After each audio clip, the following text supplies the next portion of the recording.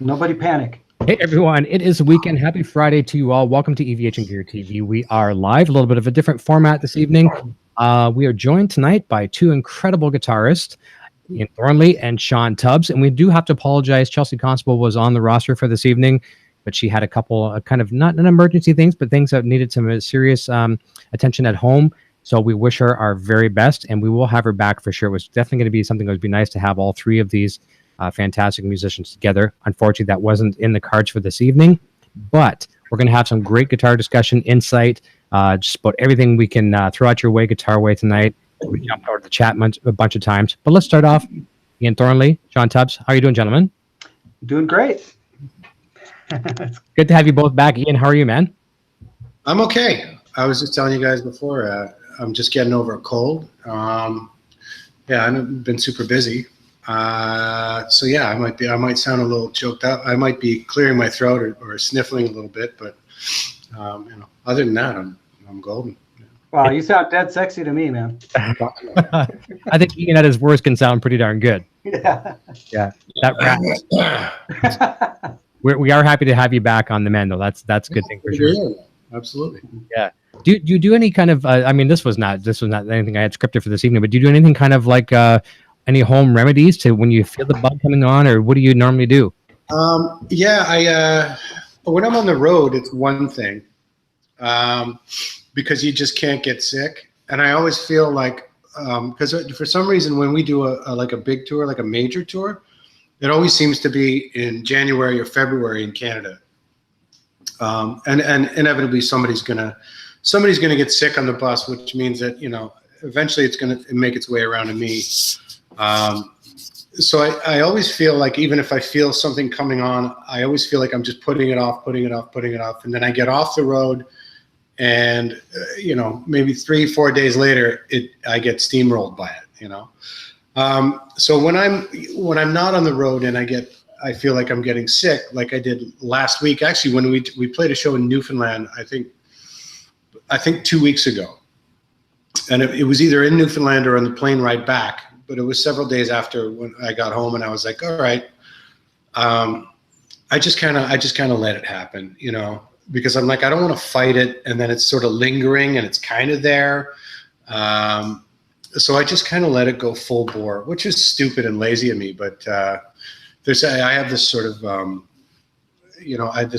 personal theory is that if I just, I'll get through this, and then my immune system will bounce back, and then I'll be bulletproof for, another year or something, Take a couple punches and you're okay after the fact. Yeah. And when I'm on the road, man, we get into some weird stuff. At least I do.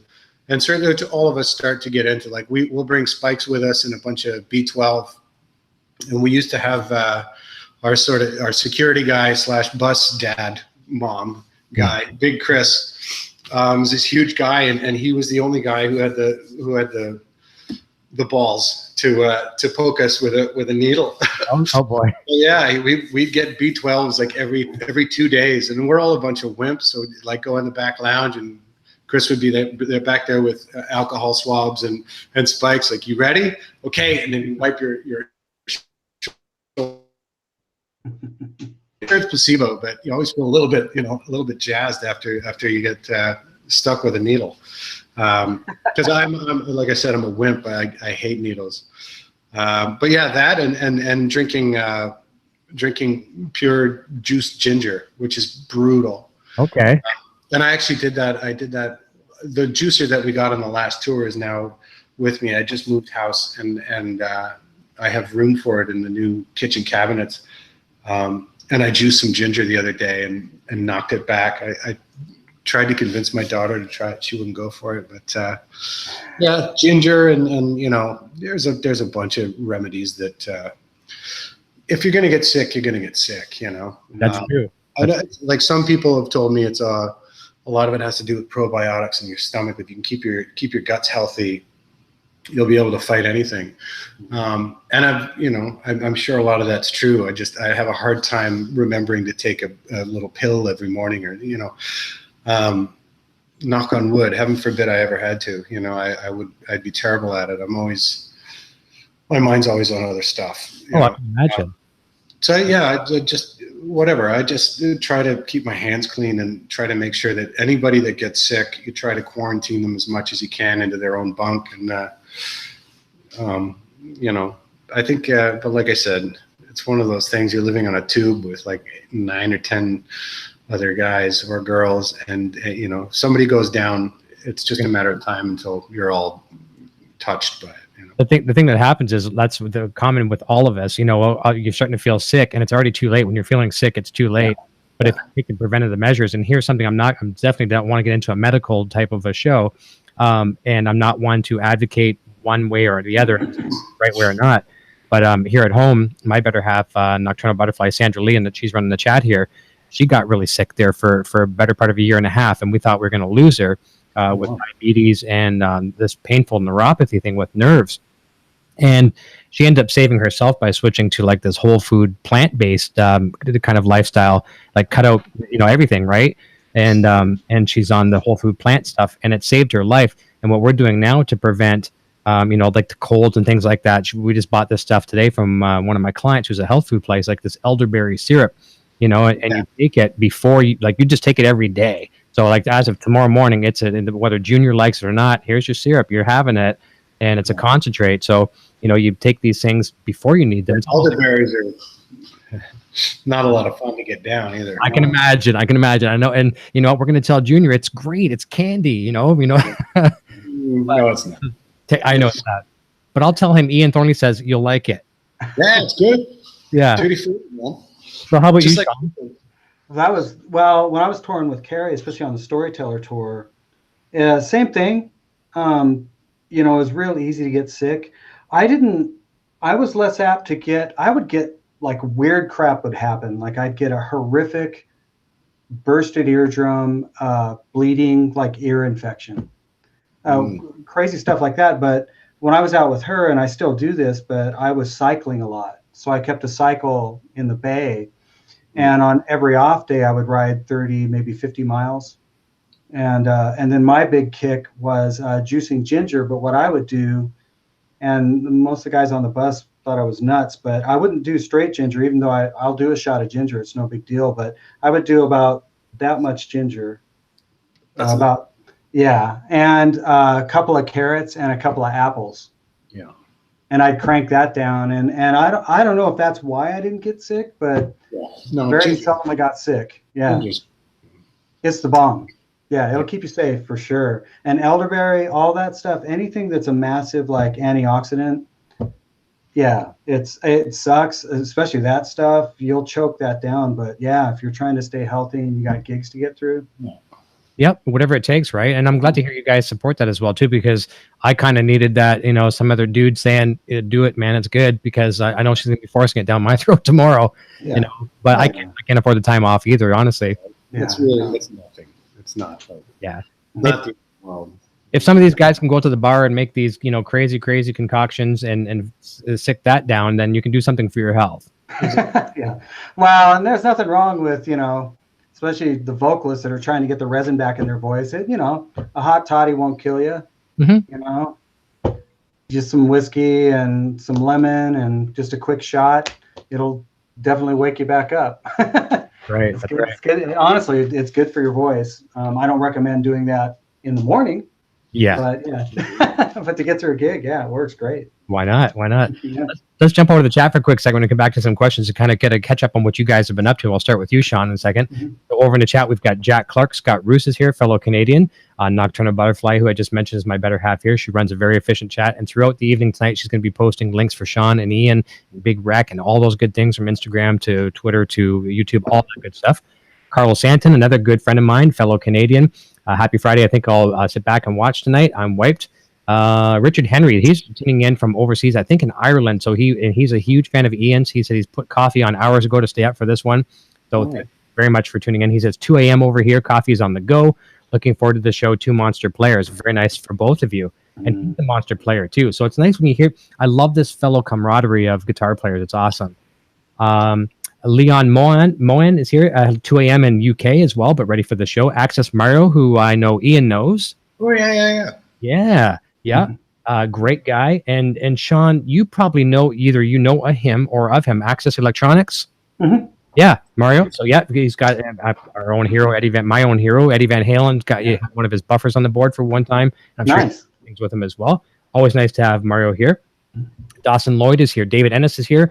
Hello, Eric and Nocturnal Butterfly, and congratulations to David. Just got engaged, I heard recently, so fantastic. Five Guys Vines is here. Amanda K is here. Said he needs ginger, honey, and lemon tea, and I could do it. That's not a bad. I'll put it all together and fix that up.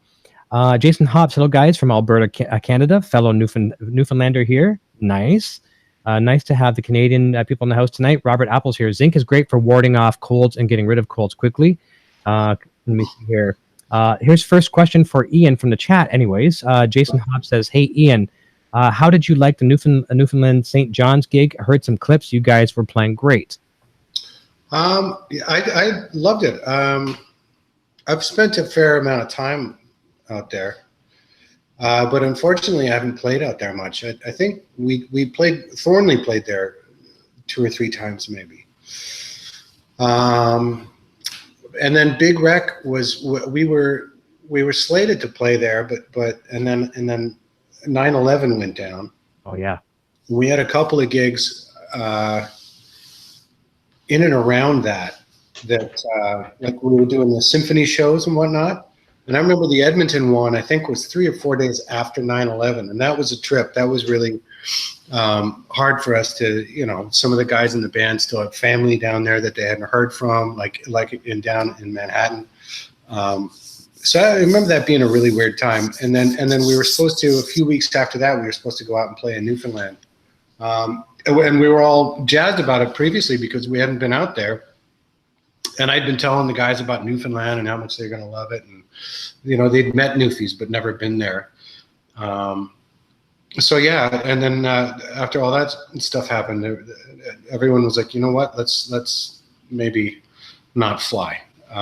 Let's just chill for a bit. And, and then, of course, we broke up shortly thereafter. So, and I don't know if the new, like Big Wreck V2, I don't think we've been out there, save for last week or 2 weeks ago. But yeah, I had a great time. Unfortunately, Brian couldn't make it. So we did it as a 3-piece,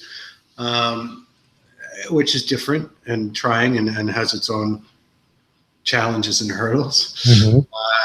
But, I think with the right mindset and a great audience, you kind of like, you sort of not throw caution to the wind, but you can sort of adopt this sort of optimistic view of the whole thing and not like, man, I can't believe I'm not hearing that second guitar part there and what a bummer. And as opposed to doing that, it's like, hey, look at this, and the audience really was great in that way. And maybe because we haven't been out there, it was a really special gig. It was great for us and great for me especially. I had a good night. I had a good vibe and a good feeling from the show. That's good to hear. I love Newfoundland. The people are great. Good people. I've been out to Halifax and Newfoundland, all the way to the East Coast twice, and I think to the West Coast once.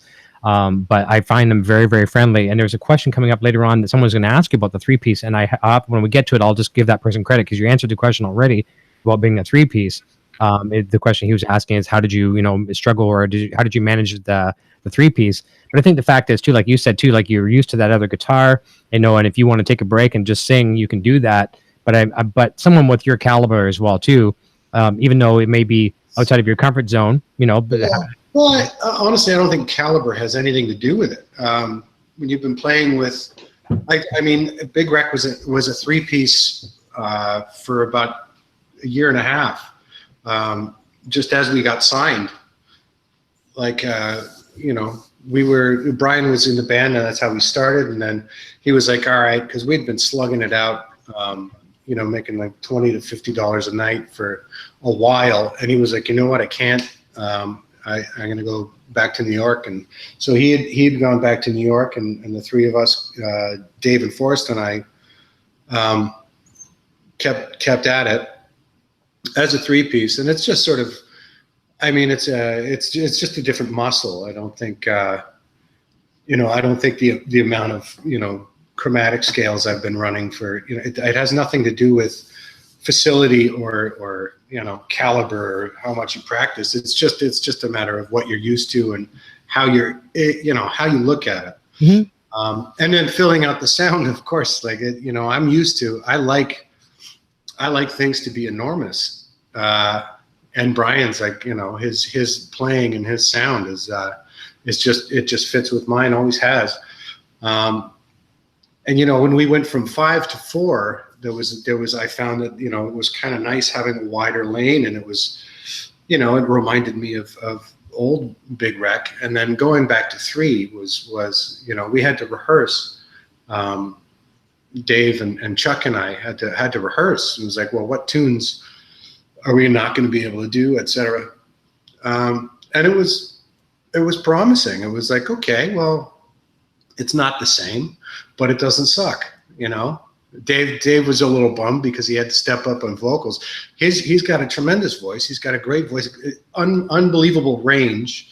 He's got the same range as I do, only it sounds cleaner because he hasn't been leaning on it for 25 years. He's got a great voice. He just, I don't think for him, it's one of those things. It's outside his comfort zone. So he was a little miffed, but we got through it. I just sort of said to the guys, I was like, you know what? Everybody just sort of pig out extra 20 to 30%, and we should be okay.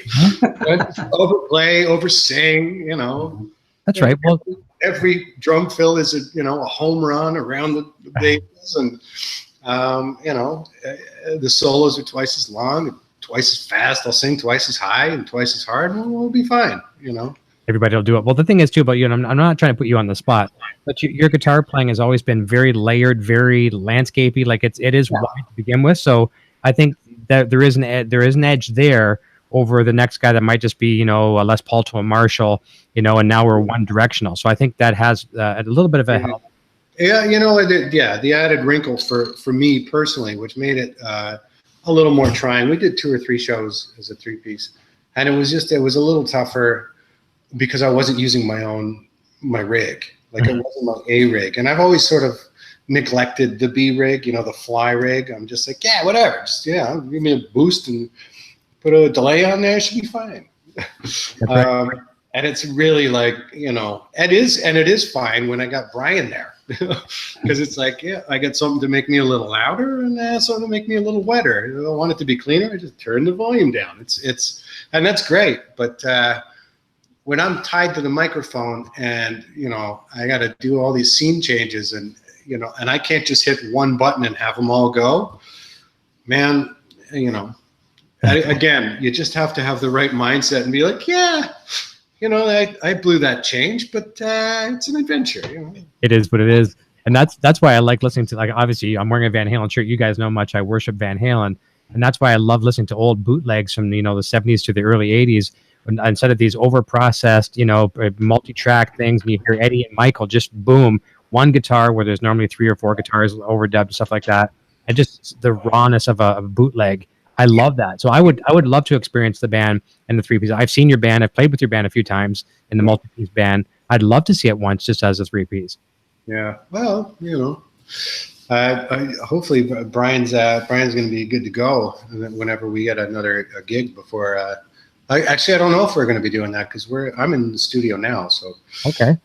Yeah, we're gonna. It might be a little bit before we play another show. Who knows? No problem. But yeah. But we'll talk about that, getting out of the comfort zone. That's a really good thing. And I have a question later on in the program about, you can both address this, getting out of your comfort zone, something that Paul Gilbert mentioned when he's on the show, and maybe you guys can allude to that a little bit. I'm just going to go back to the chat for one quick second. We're going to come back. We're going to go to Shawn. Robert Baker's here. Nice to have him. Speaking of Robert. And a nice little shout out to Mr. Tubbs. He says Mr. Tubbs in the hizzy, which he is here as well. And Jason Hobbs has a question about the Suhr Relic guitar, which we're going to address later. So Jason gets credit for that question. I'll bring that up later on. We'll talk about that. So I wanted to just jump back to Shawn, and I know what Shawn's been doing, and he's going to tell us. I mean, he's been busier than I don't know what I can use the analogy, but check out his YouTube channel today. And busy. It's like boom, video. And I know how much work goes into these things because I do them as well too. Nowhere near on that scale. So Shawn, other than producing 6 million videos, what have you been up to? And after you're done, we'll come back and ask Ian, other than studio, which he alluded to. So what have you been up to? Well, I mean, honestly, it's really just been that lately because I keep threatening to do a record, and what's funny is it sounds weird as a guitar player because I love playing guitar. It's like I hate guitar wrangling. It's like I love to hear people wrangle guitars, but I hate doing it myself. So it's like the problem with me is like I really want to do a record, but I want to do a pop record with outside solos, short, like outside solos, and then come back. I mean, I guess I'm kind of digressing. I mean, that's what I would like to be doing right now, but I can't get my head around like, well, what is a Shawn Tubbs record when Shawn Tubbs doesn't want to just play guitar all the time on the record? It's like, well, that's kind of a drag, and I can't sing like Ian freaking Thornley. So, it's so yeah, my main focus right now is really trying to cultivate my channel. As most people know, I guess some people don't. I haven't made like this big advertisement of it, but I actually don't play with Carrie anymore. I just decided to kind of turn the page. I've been with her for 11 years. Wow. And just thought, you know what? I need to just, start carving a different path. It wasn't like I wasn't happy or, it was just one of those things where I just had this gut. It's almost like an off switch. It's like, oh, you know what? I need to click that switch and turn on another. So I have been busy, but it's my focus has been on doing these demos and just trying to kind of cultivate that thing. And at some point, I would really love to do a record. I just don't know how to do it. It's like I said, I don't want to do an all guitar record. So there's all the concepts of, well, why don't I bring in guest musicians and guest players and have them blow solos and melodies, and then I'll do my thing. And then, I guess it's a little bit ADD for me. I can't really figure out like how I want to do it, but the dream would be to just do basically a pop record and then take some outside, whatever that is, solo, and call it a day. But it's funny when Ian was talking about having to do the 3-piece thing, it's like I know that thing well because I can remember being in Australia, and what would happen with Carrie is if they wanted to do an acoustic set, they would bring in 4 of us. So that it was me, Jimmy Herman was the fiddle player, utility guy, could play anything, Garrett Goodwin, and Mark on bass. So Garrett on drums, Mark. So it's the 4 of us. We do an acoustic set. We're in Australia and we hear this, we want you guys to do something bigger. I'm like, okay, cool. I'll strum harder. Just turn up the guitars. And they're like, no. We actually want you guys to do something electric. And man, it went from I don't have my guitars. Jimmy brought acoustic guitars and Mandos. All of a sudden, we're playing all backline gear. I got guys like bringing me stomp boxes. I don't know what this amp is. There's no rehearsal on that gig, and we always pulled it off. And it's not like they're mean, but on that gig, you're just expected to do it. Yeah. There's no, I don't think we can do that. But it was kind of the same thing like Ian was talking about. Yeah, there was a little bit of panic. And then it was like, well, wait a second. The 4 of us as this core have been playing together for years. Yeah. And the set ended up going so well that Jimmy and I, because Jimmy is a fabulous electric guitar player, the 2 of us would look at each other as a solo was coming up that normally I would take. And I'd be looking at him like, take the solo, babe. And he'd be like, no, I don't want to take the solo. And I mean, we're literally talking as the solo's coming up, and we end up just splitting the solo. And that's the thing. It's like, yeah, it is. It's like, yeah, you have to be a musician. You have to be seasoned. But at the end of the day, it's like Ian was saying, it kind of is a bit of a muscle memory. It's like, no, we'll make this happen. It's no big deal. No one's going to lose a limb. It'll be beautiful. That's right. I wish Chelsea was here tonight because she could have told a really nice story as well too. She's played with a lot of her heroes like Steve Morse and people like that. And I know being a Suhr artist, she'll probably be doing some things at some Suhr events with Ian. And I know it's one of her. She's really looking forward to that. But we asked her last time she was on the show. Some of these people she's played with, shared the stage with, and we asked her like, how do you get in that zone and not let nerves take over? And it's something every musician and entertainer faces. But, you know, you talk about muscle memory and things like that, and you rely on your experience. You go back to those days of the woodshedding and the practicing and the no social life. And, you know, what really sucked maybe, you know, as a young adult or a teen now comes to you kind of reach back and grab those things that you worked on so hard for as a kid to get you through that. And then playing with your musician friends for so many years, like you've done and like Ian's done, you know, it takes a second to reach back and grab it. But once you got it, then you kind of back in that comfort zone somewhat again. Yeah, and then, you know, you'll miss some things. It's like Ian said. It's like you'll miss some stuff. It's music, you know. But you guys on stage are the ones that notice it the most. You're gonna, and then watch it back. If I don't press the channel switcher on the amp to go back to clean for the verse, put my volume down. Like, really, who really gives a shit? Like, I'm the only one who's going to notice, and it's if I think if you're in the right headspace, then it's just kind of like you're able to just sort of shrug it off and say, it's really not that big a deal. Oh yeah, I mean, literally on that gig for me, it was like, oh, I'm in the chorus, and it actually ended up sounding really cool. It was like, that wasn't on the downbeat, but that was actually kind of aggro, but in the most musical sense. It was awesome. Yeah, and you know, it can happen too. I'm sure this has probably happened to either one of you. But, you know, like Ian says, oh, I forgot to change back from the clean channel or from the dirty channel to the clean channel. And someone says, yeah, tonight when you guys did that cover, you rocked it up. You had distortion on that part. Sound really awesome. I like the way you're going in that direction. You're like, yeah, you like that, right? Exactly, yeah. Yeah, it happens. So let's jump over to you, Ian. So obviously you alluded that you're doing some stuff in the studio, but other than being a little bit under the weather, which we're very sorry to hear, what have you been up to outside of that? Well, like I said before, we moved house. So like every morning is a new adventure. At about 8, our guy shows up.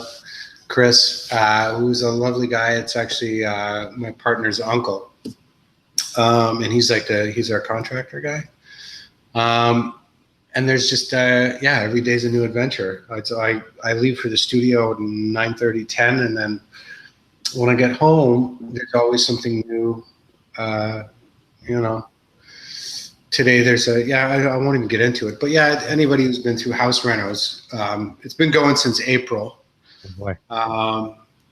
And it can fray your nerves. I there's been a lot of that. That's it. A lot of adjustment. But honestly, I'm one of those guys. I will be a studio rat till the day I die. Like, if I have even a room with a computer in it that has a Pro Tools rig going, and I'm happy as can be. And we're actually really lucky that in pre-production we have a sort of basically a fully functioning studio with like a live room and everything. And that's just to lay down demos.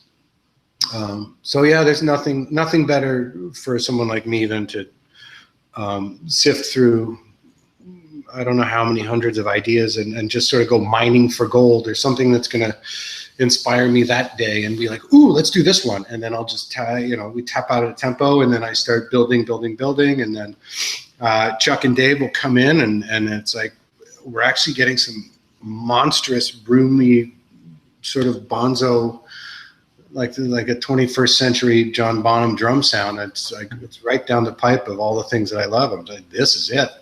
And this is just the demos. Wait, is this happening in the room here? Yeah, I had a great day today, and Chuck he can hit those things. It was, he came in and he I think we did 2 or 3 songs today. I'm like, okay, these are enormous. And of course, everybody knows Dave's a beast. That's what I've been sort of focusing on all summer. We've been doing what I call the weekend warrior thing, where you fly out for a show and then you play the show and then you stay the night and then you fly back the next morning. And then during the week, I'm just, I've been writing and now we're now at the stage where I'm able to look at what look at all the ideas that have been sort of accumulated over, I don't know, the last several years. And it's honestly, I've never been one of the guys who's like, well, the last record was that, and anything I've written since then is that's going to make the next record. I'm like, no, if it ever came out of me or someone around me, and I'm like, this is all, if it ever inspired me or moved me at one point or another, and I haven't put it into a song, it's still fair game. That's cool. You know what I mean? I don't care how old it. To me, good music doesn't sound dated. Bad music does. Or oftentimes, good music that's recorded badly can sound dated. The song isn't dated. The recording is. You know what I mean? So, right now we're just in the. I'm in the sifting through all the ideas of the last couple of years, and there's a lot of them, and the songs are they're coming together well. They're thick and fast, as I like to say. The ideas are just, creativity kind of goes in waves, and I'm sort of cresting at the top right now. I'm just like, I know it's going to be, in a week or two, it's going to suck. And I'm like, why can't I rhyme anything with, but yeah, right now we're in a good place. So, well, hopefully we can take your mind off the renovations a little bit tonight. We'll talk some guitar, get you in a nice, fun comfort zone. And I do know how important Pro Tools was, because I remember the last time you were here, there was, I forget what it was, but there was some major update or something for Pro Tools, and you were downloading it as we were talking. Remember, we were watching the camera off screen. We're like, okay, percent done, whatever. But I want to tell people here how this whole show come together. It's a funny story here tonight as well, too. So, Ian, this is what I really like about both these gentlemen, is the fact that they're both major fans of one another. So people that normally watch the show here, there's a lot of Van Halen content. There's always talk about Eddie Van Halen, and we're always fanboys of Eddie Van Halen. But you realize even Eddie Van Halen loves somebody else, right? And on all these musicians, as much as they're some of the most talented players in the world, they still hire somebody else. So Ian emailed me probably about close to a month ago, a few weeks back, at least, and says, hey, you got any intel on Shawn Tubbs? And, what kind of strings does he use? I'm like, why don't you ask yourself, Ian? But on my show. So here we are. We're going to jump over to Shawn, because we know Ian uses elevator cables on his strings for his guitars. And we'll come back. He can address that a little bit better. But Shawn, let's go over to you. And this is a question that does come up a lot in gear chats all the time. String gauge preferences, brands, and why?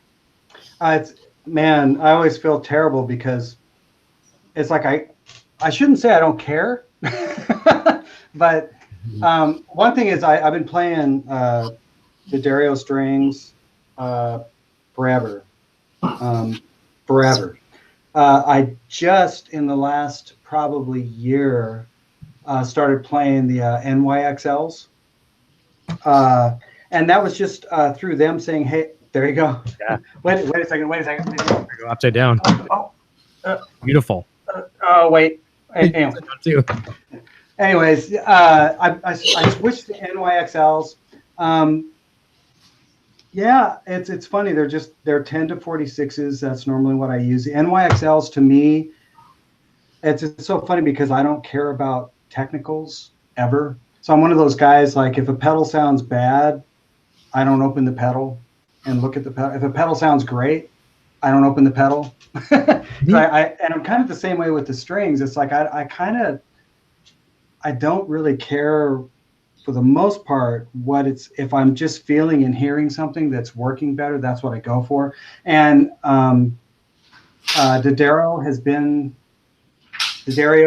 pretty much the hit for years. The NYXLs, there was something in the way the mids presented, especially in the single notes, that made me go, yeah, I'm going to switch all my guitars over to those.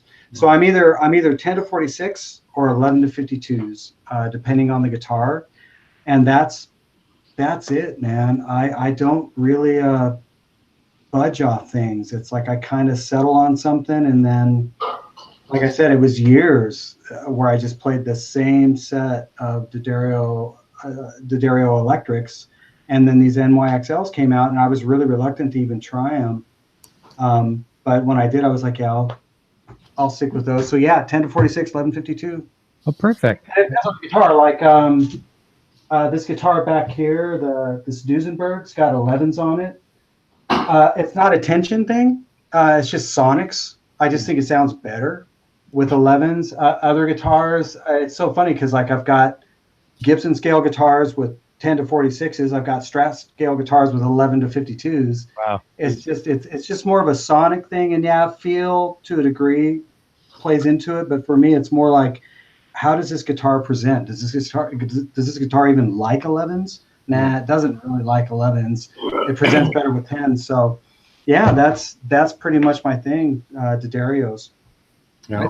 One good thing about them as well that I love tremendously about the MYXLs is the string life on them. I've changed every guitar I have here in the house pretty much to MYXLs, and some of them, a couple of the PB Wolfgang I've had on for probably 6 months, and I pick one up tonight before we went live, and they sound like they're brand new. Yeah, the NYXLs do last longer. I'm really funny when it comes to strings because, if it's on like a Carrie gig or something like that, it's one thing. But for me, on my guitars, if I'm not gigging out, I'm just doing sessions and things like that, I'll change strings. And I know this sounds terrible, but I'll change a set of strings when they start misintonating.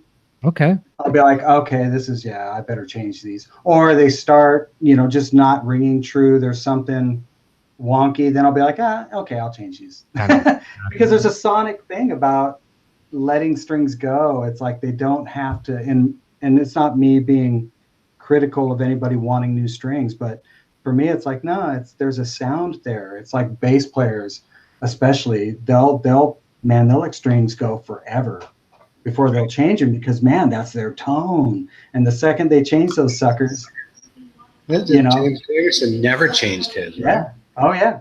Yeah. Because that's the tone, man. And he'll change them when they start misintonating and things you got dents under the strings where the frets were. Well, yeah, they're going to start, especially on wound strings, they're going to start misintonating. You got to give up. But yeah, these NYXLs they're more expensive, but as far as I'm concerned, they're worth every penny. Oh yeah, for sure. Yeah, they're great strings. Look at the Van Halen fans here again too. I'm just throwing a reference to obviously the channel here. Look at the Van Halen fans trying to learn Van Halen, the debut album Van Halen 2, and you think you're tuned to a half step down. Sure you are, but all of a sudden, okay, why is this tuning out of whack here? With this one song's out of whack, it's not a half step down. The only time Eddie would change a string is when he broke one. I mean, for years. And then in the studio, he would just tune it up and he'd say, "Hey, Mike, tune to this." No, nothing like that. So close. Ian, let's jump back to you. And I know we had some great discussion on strings with you before. I'm the same with the NYXLs. That's the guys over at Suhr hit me to them. They were putting all those. It was a year or two ago. They started putting all those on guitars, and then I got a guitar from them that had those on it.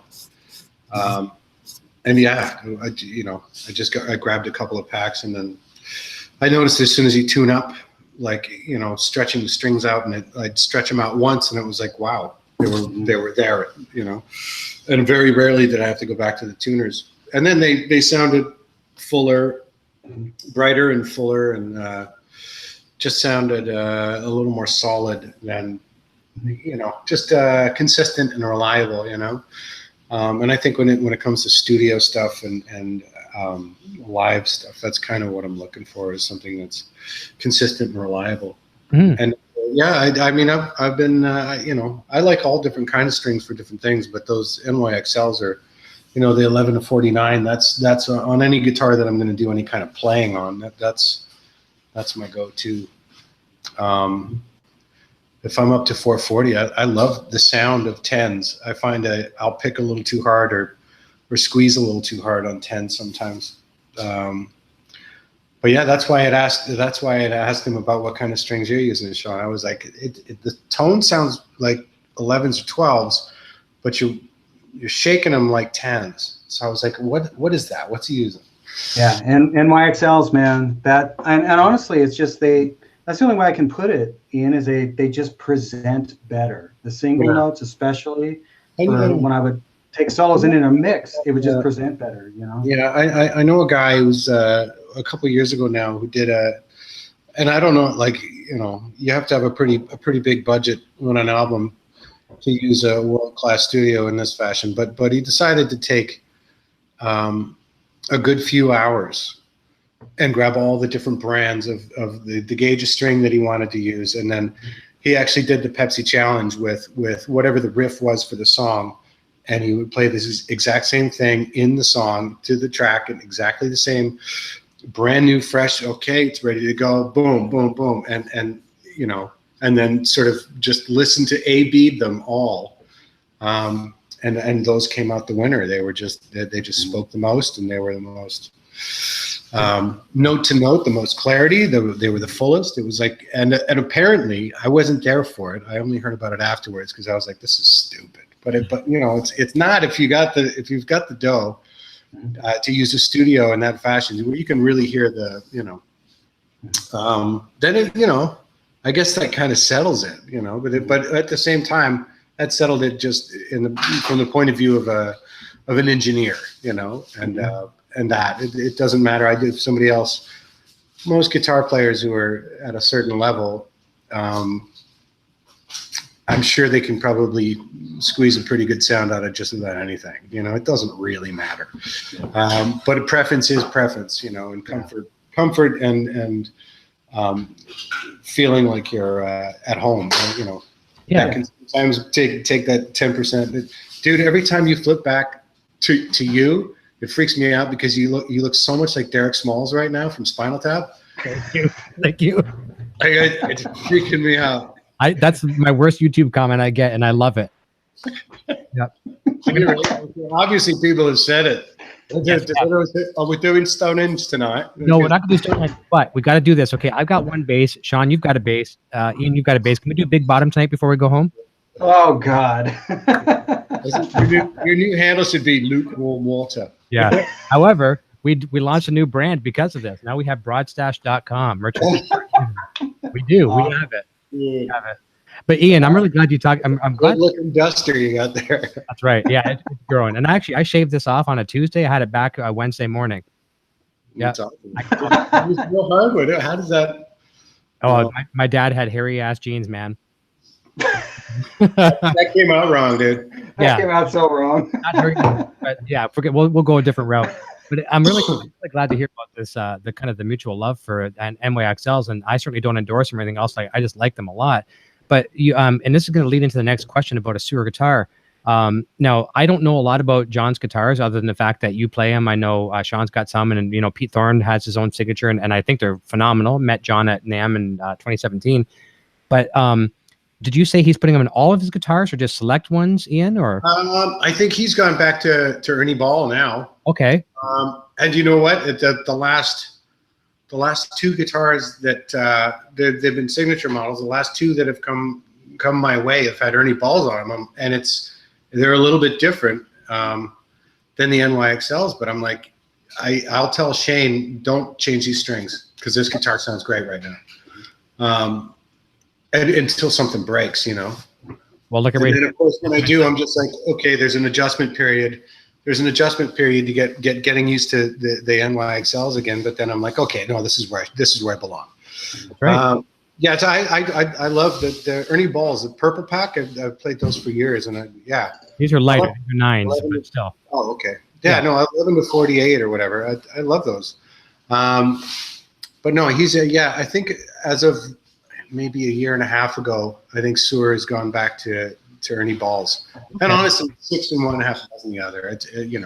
It's just a personal thing. Like if you can get as nerdy as possible, the way that I certainly have, it really is just a preference thing at this point, and that could change. That could change next week. I could be like, you know what, man, I'm going old school, man. I'm going back to my roots. Yeah, bullets or something.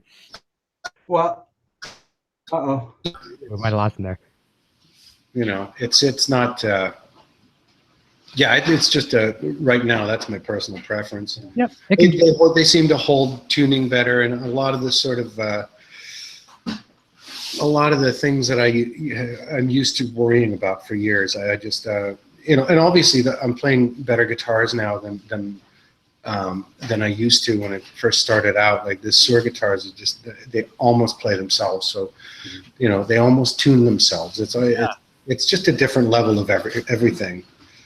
So you can put I could probably find wires around the house right now that I could string a Suhr up, and it would be pretty good, you know. Well, it's a perfect segue because I want to mention this, and I got to give credit to Jason Hobbs because he started this. He's asking about the Suhr relic and when it will be available. And I was noticing, you know, obviously on show day, I like to get in the zone of both my guests, or in this case, two guests today, but sometimes single guests. I like to watch videos, just surround myself in their world. And I saw an older Facebook, not old, but by June, on the Big Rec Facebook page, you'd posted a picture of your old 65 Fender Strat, and you're saying you gave it a workout, and then you said kind of actually the guitar work gave you the workout, one of your guitars you had as a teenager. And then I noticed about, I don't know, maybe a month or two later, there was the post about the Suhr relic guitar, and I noticed the two guitars looked very, very similar. And I'm just wondering, was there a little bit of the mojo from that 65 Strat that went into the creation of the? Well, I don't know about that, but I mean, probably. Yeah, I mean, I have a preference to you know, I love the look of beat up old Strats. You know, everybody loves Stevie Ray's number one, and I, you know, and that 65 Strat I've had, you know, like as you said, since I was 18 or 19. Yeah, that guitar came to me basically like that. It looked like that.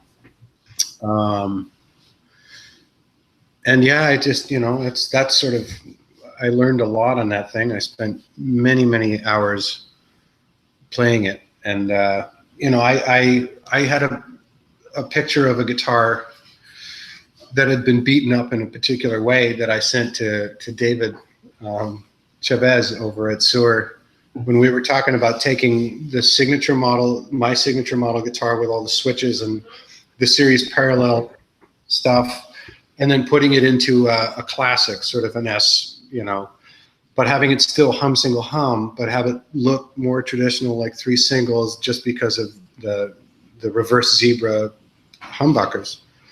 And I was like, okay. And I found a picture that was just like that. And I sent it, and you know, when you know, the guitar that showed up looked almost exactly like the photo. And it was no one's guitar in particular. I just stumbled on it online. Hello, sweetie. Hello. I just stumbled on it online and sent it along, and they were like, okay, well, let's build it. I've been calling it the Roughneck, and I still haven't quite made up my mind if we're gonna release that as like the next SIG model. But I think it'd be great because now the two tone knobs, the neck and bridge tone, is it on the there's a volume and two tones. The two tones are push pots for the humbuckers to go series parallel.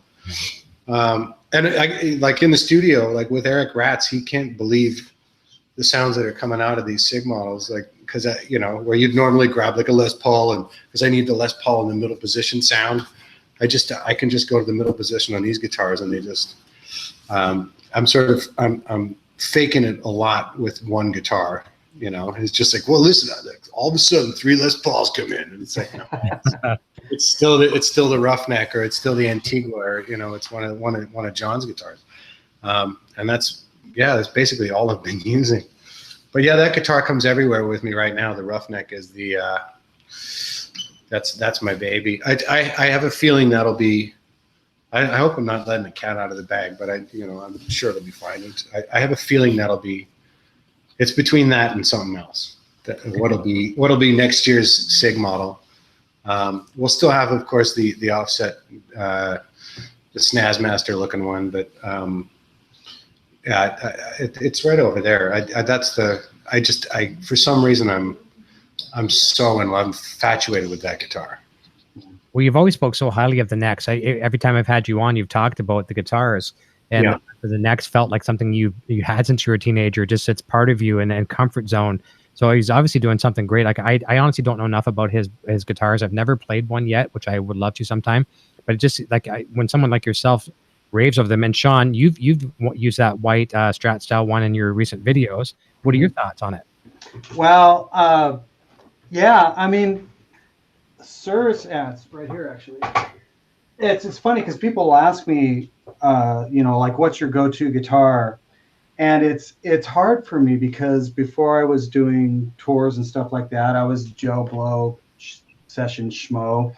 And at the end of the day, it's, I think Matheny said it, and it pretty much hits the nail on the head. Guitars are kind of like screwdrivers. It's like they're gonna fit a certain parameter. Sometimes you're gonna need a Phillips head. Sometimes it's gonna have to be a flat head. When it comes down to, especially like Suhr guitars, I'm probably dating the hell out of myself, but I go all the way back to picking up Suhr guitars, and just being infatuated with, oh my God, what is this thing? And then, back when I was in my teens, the really big deal custom guitar was Tom Anderson. Tommy was building some insane stuff. I can remember playing my first truly what would be considered a custom Strat, at least to me, was a Tom Anderson. And then right behind that, if I wandered to New York or somewhere, there'd be these Suhr guitars. Like, what's the deal with those? So when it comes to, Suhr guitars, it's interesting because when I look at this wall, it's like every single one of these guitars kind of has like a really, really specific purpose. So like with this guy, what I like about this guy is, yes, it's got a compound radius that isn't extreme, but it still has kind of a vintage feel to it. It's a 2-pole, but it's not locking trim. It's a single hum. So this is what I would consider like a workhorse guitar. Like I can show up on a gig with this guitar alone and just be pleased as punch. And the thing with John Suhr guitars, I mean, they're just right out of the case. When I get a guitar, I think the newest one I got is that silver one. Right out of the case, I know I can just take that thing out of the case and tune it up, and I can show up on a session and the producer's not going to say, check your tuning. That's a really, really big deal to me when it comes to guitars like that. The necks just feel killer. This is probably, when I walk into this room, because at heart I'm a Strat guy, this is probably the first guitar I pick up. Going back further, because I'm such a 3 single coil Strat guy, because when I was a kid, I'm not even going to go into how much of a dumbass I was to sell my 63 Stratocaster, but I did. That black LSL is the next go-to, because it's my Stratocaster with 3 single coils. Now, the thing with that one that makes it incredibly different from this is it's not compound radius. It's vintage radius. It's 7 1/4. Yep. Yeah. And it'll argue with you when you bend the strings. Oh, yeah. It'll get a little miffed about things. And that's what I love about that guitar. It's like every single one of my guitars has like a specific purpose. So my Suhrs, something different out of you too, right? oh, absolutely. And that's why I have them. It's like that Duesenberg back there. That thing is insane. I think it's called a Majesto. Same thing. I kind of go back to my session roots, where it's like, man, I got nothing. And then I pick up the right guitar and it's like, oh, wait a second. No, I got something. And yeah, the right guitar will drag things out of you as much as you'll drag things out of that. Yeah. So that's kind of it. So my Suhrs are very, very specific. That Alt T Pro is very specific. And that silver guitar with the Filtertrons in it, very specific sounds. This guy, very specific. My Telecaster, my Suhr Tele. And that's what's so funny. It's like I'll get guys going, you need another Telecaster. And it's like, no, I've got a Telecaster. Well, you need this Telecaster. It's like, well, but I have a Telecaster.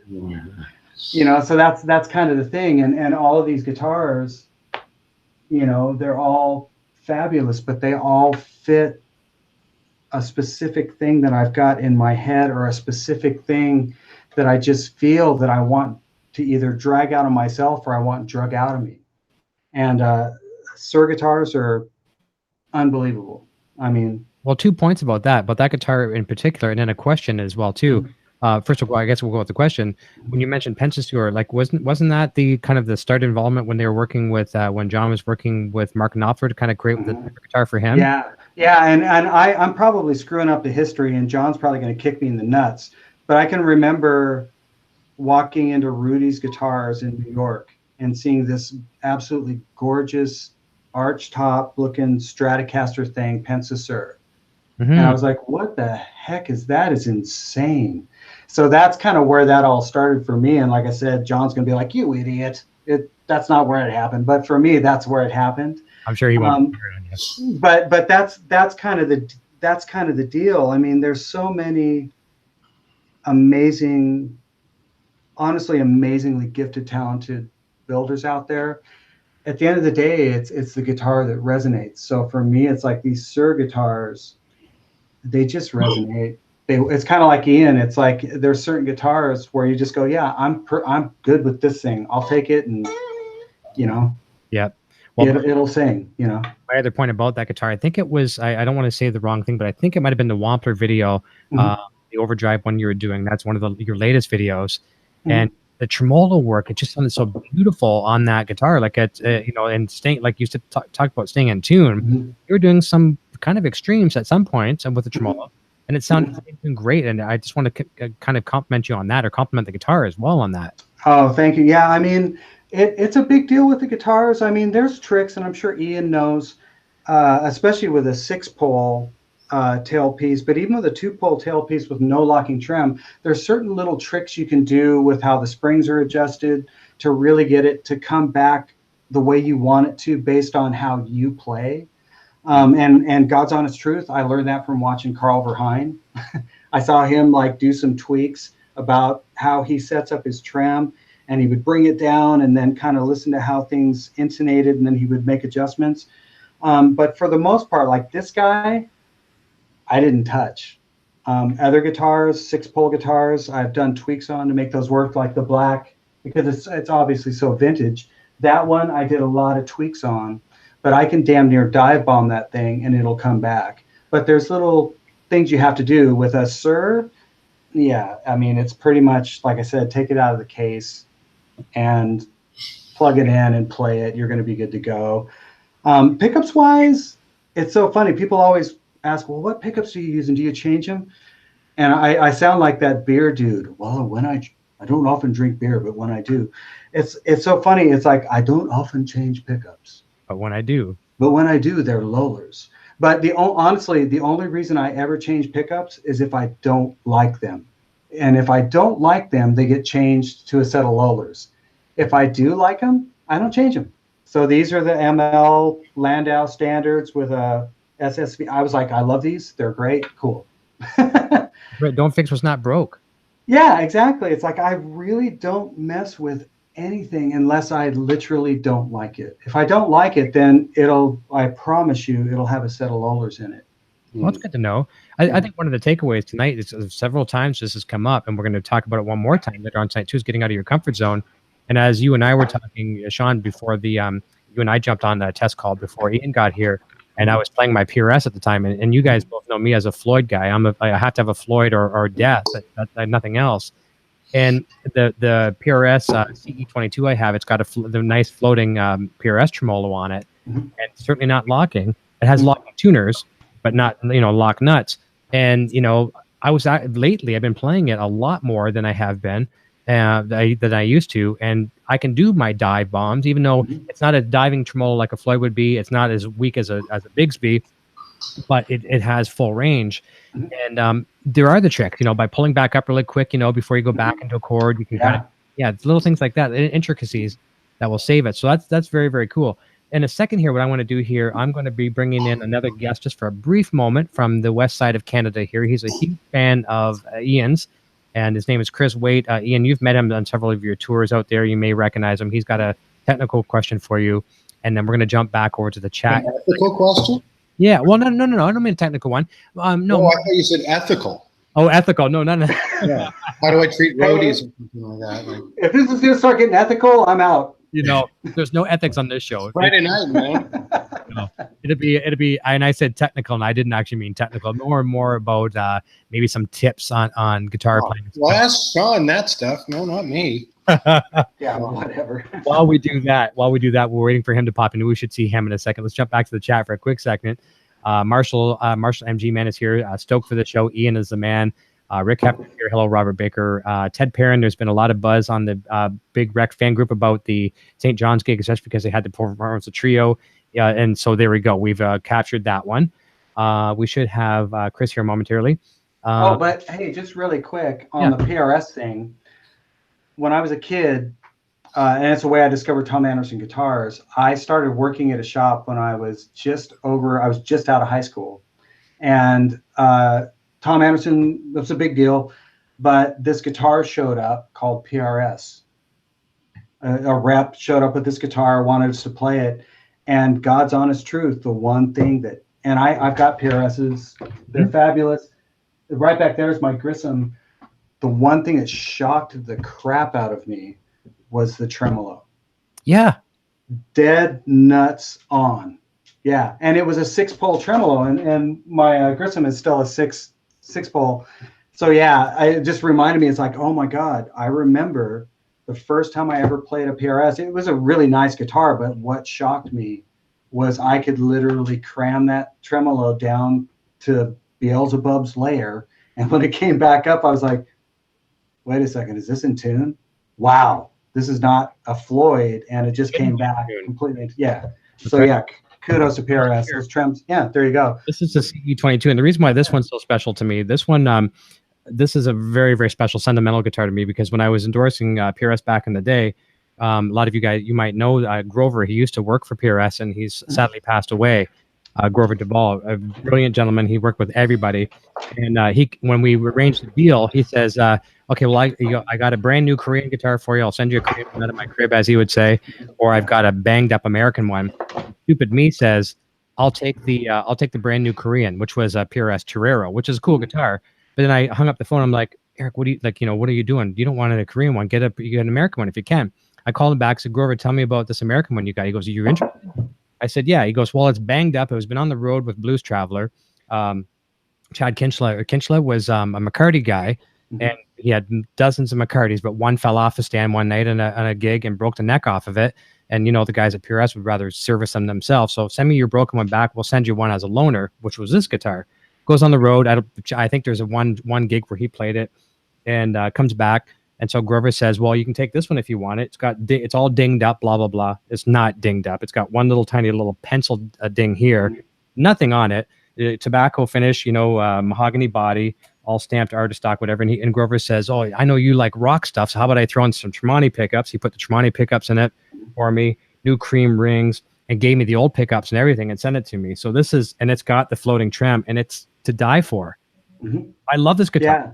Yeah. Oh yeah. Here's me. It's a 5-way rotary. I'm lost on this. I want to change it to a 3-way. And it's so funny because that was the one complaint when that guitar showed up. I'm this 18-year-old smart ass idiot kid. I was like, what is this?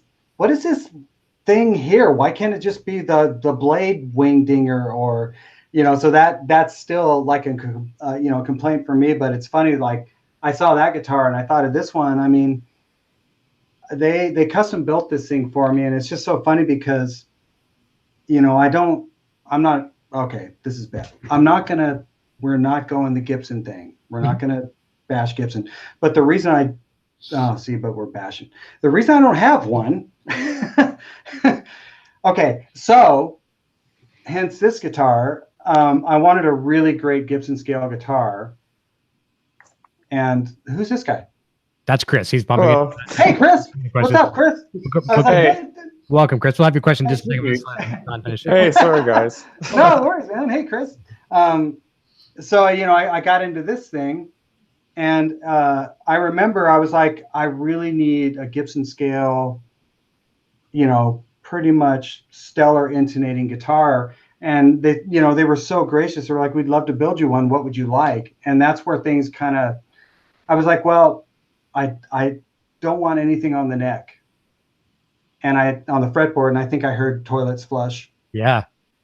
And then I said, I want on the side of the guitar, I want ivory binding like you would see actually on an acoustic guitar. And pretty sure I heard toilets flush. For the second time? Oh yeah, but louder. And a few months went by and this guitar showed up. And yeah, it's just, I used it through, I've used it actually on 2 tours. So it's you can't see it, but it's pretty beat up from belt packs and quick changes. But Yeah, it's another just kind of, I mean, right out of the case, it was just the right guitar, keeper guitar. And same thing with pickups. Once again, it's like, do you like the pickups? It's like, yeah, I love the pickups.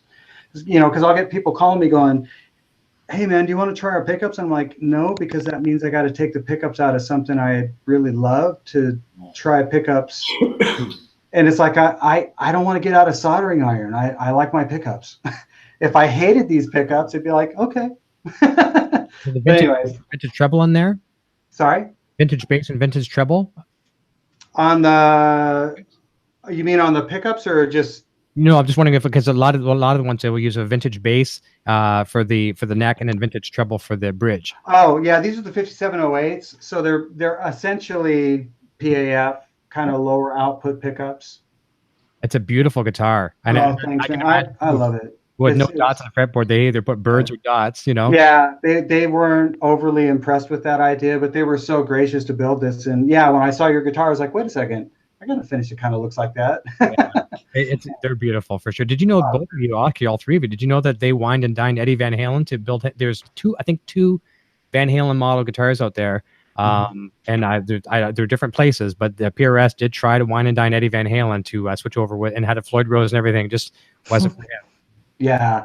Oh yeah. I mean, it's, you know, Eddie, you know, guitars have to be a fit. And at the end of the day, it's like, yeah, I do not make a lot of money, honestly, playing guitar. I've been extremely blessed because I played with an artist that was really, really high caliber.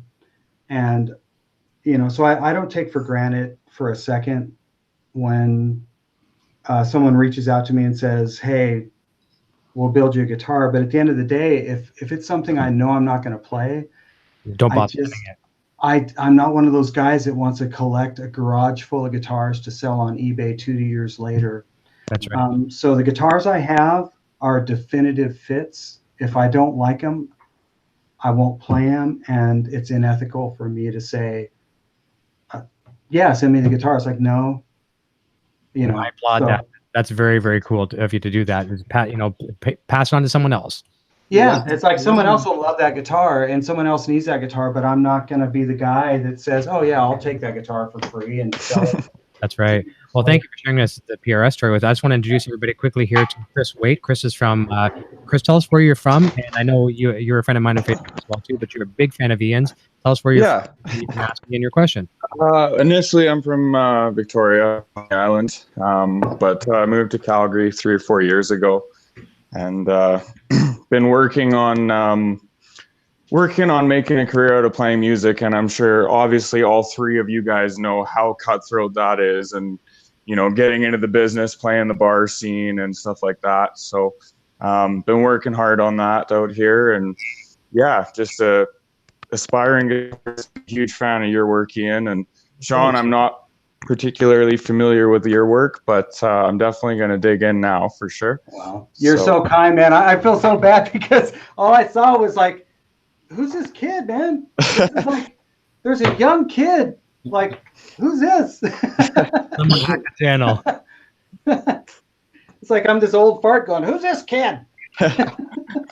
It's good to meet you, man, and you're so kind. But honestly, Ian Thornley, I'm honestly not sure why I'm here. So stop it, man. Come on. You and I can fanboy poor Ian to death. Well, the nice thing about Ian, from the couple times I've met him, is that he's very, very humble and he's the nicest guy. So, he's mutually a huge fan of you, and that's super cool to see.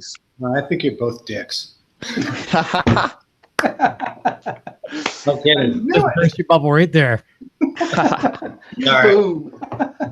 Sorry. No, thanks, man, for the kind word. No worries, man. One thing that has been on my mind for a while, I've been woodshedding hard. I've seen you the last few years, and since then I've realized, whoa, I gotta go back and start woodshedding hard. So my playing has jumped leaps and bounds. Nice. And I can't thank you enough for that. But my question is, when you're playing live, there's those kind of solos that you you got to stick with like Albatross or Ghost, where you have those kind of memorable lines that you kind of flow through. But when it comes to something more like, say, Look What I Found, or Come Again, or Fall Through the Cracks, you kind of open up and you improvise. And so what I'm wondering is, what's your approach going into that, or your mindset? Yeah, that's a good question. Honestly, my mindset is I'm trying not to have one. You know, okay. Is it like if I'm just going to improv, then it's especially things where it's more or less a vamp, and I don't have to think about marking changes so much. If I can just let it all hang out, if I can mess with the modes a little bit, if I can mess even with the key a little bit, then the best thing is to try to turn my mind off and just sort of follow my ear. And that you know, it's a strange thing when you're on a tour, because I can mark it now. I can mark the arc of how the solo is gonna, and it's not just me, it's the whole band, right? Like we're all kind of because you and like usually like when it comes to the first few shows, I'm still sort of sort of feeling out the audience and feeling like, well, how much can I really pig out here, and how outside can I take this? Like, can I start doing the whale noises, and then can I start trying to do my best Shawn Tubbs imitation and going outside a little bit? Can I get away with that with this crowd? And honestly, the more that the thought is involved, the further away I am from what I'm supposed to be doing, like what people have probably paid money to come and enjoy, is the solos that are, to me, they're kind of like part of the song, and the ones you want to sing along to. And then there's the ones where it's like, okay, well, let's see what this guy can do. Let's see what this band can do. And it really, the more that your head is about showing off, that the more you're setting yourself up for having a shitty night. The more that you're not thinking at all, the more that you're in the moment. I know that sounds kind of cosmic and booga booga, but it really is. The more that I'm in the moment and I'm not thinking, and I can tell that all the guys, like, we're all on the same page, and there is no page. It's just like this. It could go on forever. It could go on for 30 seconds, but it's the most satisfying, and that's and then I'll spend then the night after that, I'll chase whatever I did the night that something happened. I'll be like, okay, I remember that there was a jump off point, and then everything went, it was like going through a prism, and then all the colors, and I remember where the prism was. And then I spent some time searching for the prism, and I'm like, I'm not finding anything. And I just say, to hell with it. And all of a sudden it happens again. And it really is, like, in my estimation, I think the musicians that I've always admired the most are the ones who are able to find that spark, that whatever it is, the ones who can do it willy-nilly, or they just live that way. Out on the skinny branches, they're always there. Okay. They don't have to climb up the tree to get there. They live on the skinny branches. I think that's probably why a lot of them leave us so soon, is that they actually live out there. You know what I mean? And I'm not saying you have to go out there and start, experimenting with weird atonal stuff. And it's not really about that. It's just about, the whole jumping off the top stair and figuring out a way to land on your feet at the bottom. That's the best feeling in the world. Yeah. And having said that, there's ways to cheat it. There's ways to cheat yourself, and that a lot of that has to do with knowledge and how much stuff you know and stuff that you learn and how much you lift from people and how much you like.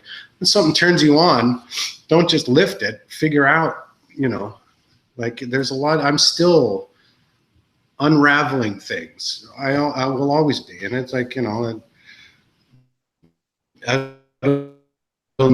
never up yet. There's still, like, I hear a guy like Shawn, and I'm like, shit. Wow. It's too much work. It's too much stuff. Guy's got his whole thing that he's doing. I'm like, what's he doing? Man, You know, there's a million guys, and there's a lot of, everybody's got their own take on it, and the you know, how to figure out, you know, that's like asking me things. It's just a really hard question to answer. It's a good question, but Yeah, I can talk on it all night. I don't have the answer, man. It's just, you know what? Keep working at it, keep working at it, keep working at it, so that when you get a chance to go, you don't have to work. You just enjoy.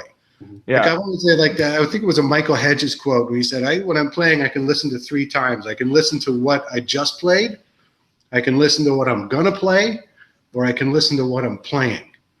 And that's where you want to be. And that's where I've always tried to be, is listen to what I'm playing. Not what I'm going to play or what I just played. Like, oh, shit, why am I going to, maybe, you know what I'm going to play? I'm going to, you know, you're out. You listen to what you're playing. Like, play one note and love that note and start from there and just go. Yeah, I can see too for Chris is Chris. He sells himself short, which is very cool and admirable of him. He's an amazing player, and I do think that you have a lot to do with that. I mean, I follow him closely, watch what he does. Good Canadian boy, and he rocks it, man. So I got to give hats off to you for the inspiration that you've given him. And I really liked how you said, you know, jumping off the top stair, or you know, when see where you're going to land. I've said that many times about Eddie Van Halen. You know, he's alluded to it a few times by doing Eruption. And I've said on the show many times, I'm going to fall every time I play.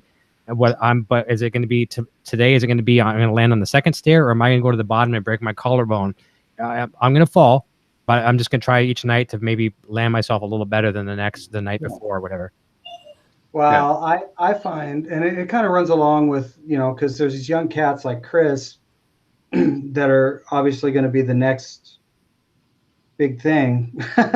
But you know, I look at someone, and I'm kind of in parallel with what Ian was saying, but as I've become an old fart of a guitar player, the thing that I've noticed is, as you become more educated as a guitarist, the more educated you become, the more edited you become.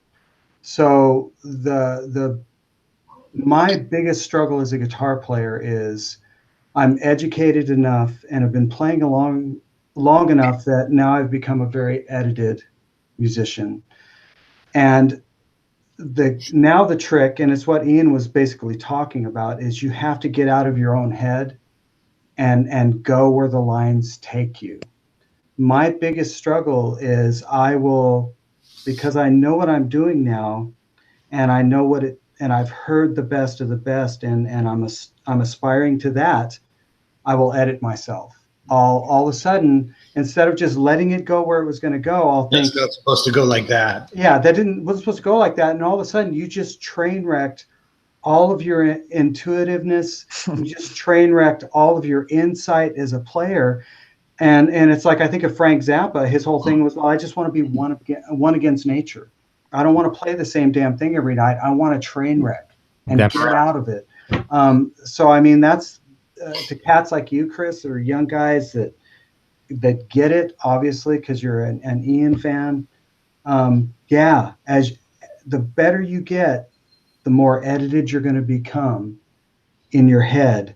You have to get out of your head, and for the love of God, just play. And while I'm looking into my goofball Logitech camera saying this, I'm looking into a mirror saying it to myself at 50 years old.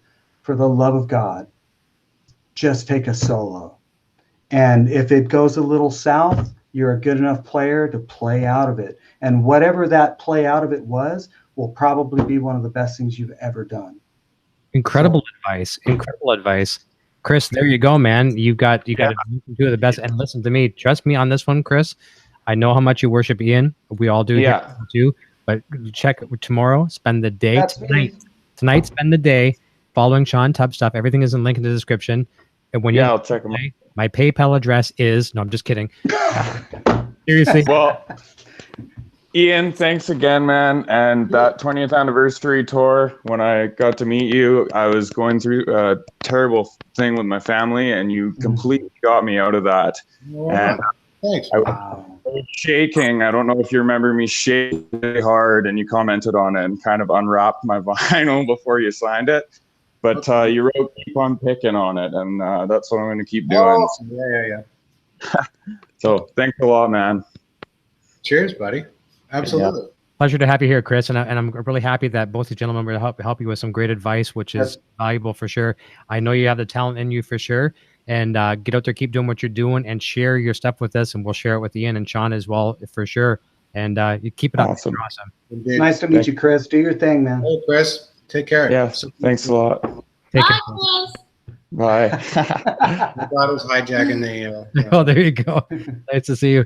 Here's a couple questions. We're wrapping up close to the 10:30 mark here soon, but there's a couple questions from the Big Rec fan group, and I'm honored to be in that group. I love those people over there. They're really nice. Two questions. One was kind of already answered, but I at least want to mention the fellow's name. But the first question that actually wasn't answered. Well, kind of was. Ryan Long is his name. And he says, I don't remember reading about how you found the new members of the Big Rec lineup. If there's a story there, I'd like to hear it. You kind of alluded to it, but in a Cole's Notes version, you want to throw that back out there, Ian? Well,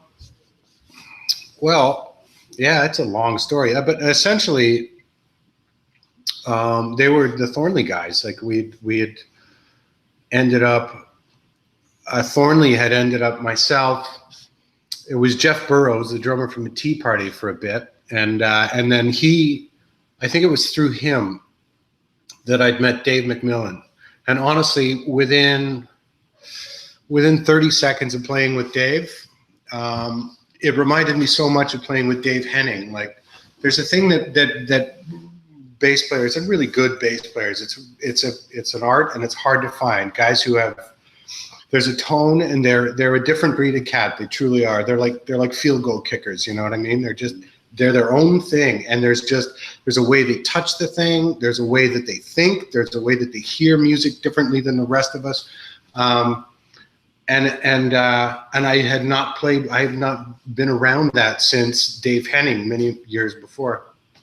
And within 30 seconds of playing with him, I think I'd stopped the rehearsal and said, "Will you be my bass player? Like, from now on, that's it."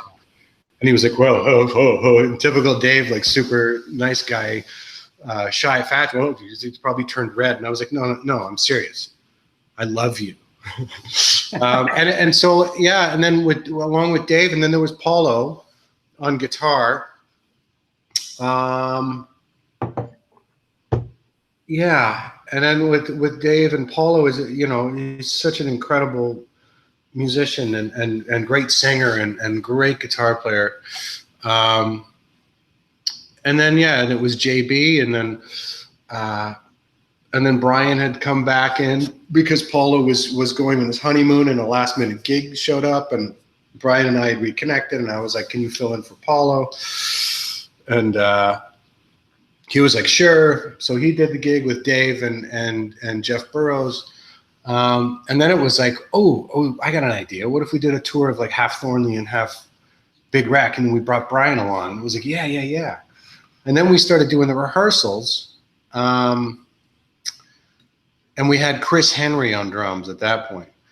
And during the rehearsals, instead of doing something with Brian and then we bring Paulo, it was like, well, what if we just did with 3 guitars? I mean, I usually end up putting 9 guitars on a track anyway.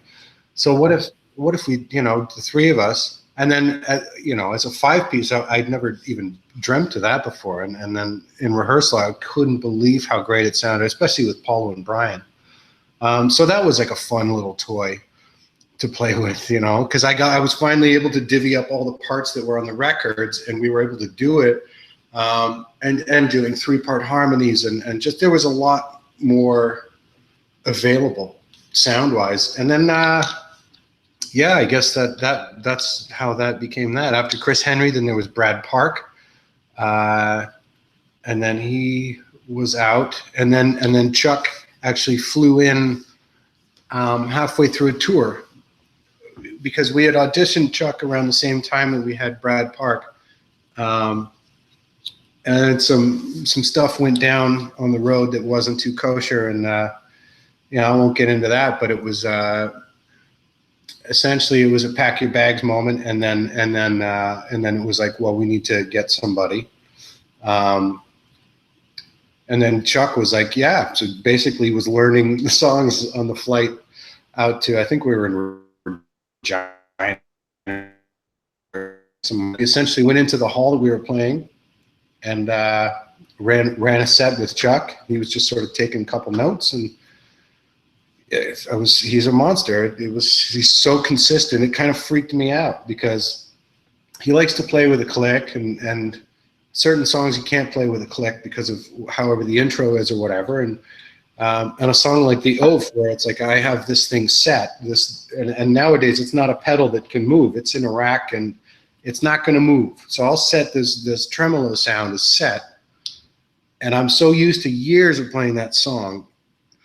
We play the song. Here's the intro. Beautiful, by the way. We do the oath, and then we'll do the verse, and we do the chorus, and then another verse, another chorus, and then we get to the midsection, and it's like whoa, because the tempo has just been jacked so much, and that's just something. That's one of those things you just kind of get used to. Like, okay, let's settle back into the original tempo. But with Chuck, it was like, what happened there, man? Because it was almost like the tremolo had been going the whole time, like he was so locked. I couldn't believe it. I was like, did you have a click? Did you set a click to my tremolo? He said, no. It was just, no, just keeping time. Just keeping time. And then of course when we put the mics up and then I get to see what he's actually doing and how on the grid the guy is. He's a freak. Like, did this happen the day before yesterday? He's doing a pass of a tune where I had already scratched the guitars out just to a click track, right? I did it like maybe I'd done where the melody, the vocal melody, like what very, very barren, just scratched out a guitar left and a guitar right. So here's where it is, and here's the click that was like, it's going to be in this tempo. And then we did a couple passes of it and talked about, well, maybe we'll go to the ride here and then a little bit open hats here, that kind of shit. And then, so here he goes, third take. And it felt so good. It felt so different than the other ones. They didn't feel bad. It just felt a little stiff. This one just felt great. And we got to the end of the take, and like Rats and I are looking at each other like, whoa, man, he is on fire right now. And then Chuck comes on and he's like, by the way, Ratsy, could you turn the click on?